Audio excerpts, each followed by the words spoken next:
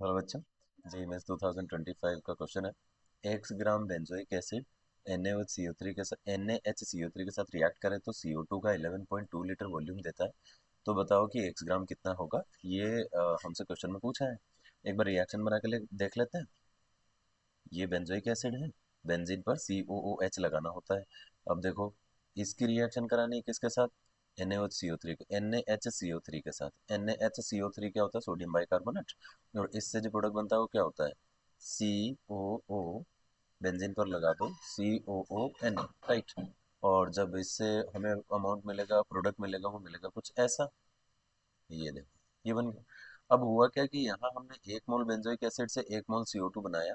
ये हमारा in general reaction होता है। तो वो कह रहा है कि अगर हम इसको यहाँ जो वॉल्यूम गिवन है उसके अकॉर्डिंग देखें तो CO2 का कितना मोल मिल रहा है वो पता करो। तो इसका वॉल्यूम मोल कैसे निकालेंगे? Given volume upon molar volume.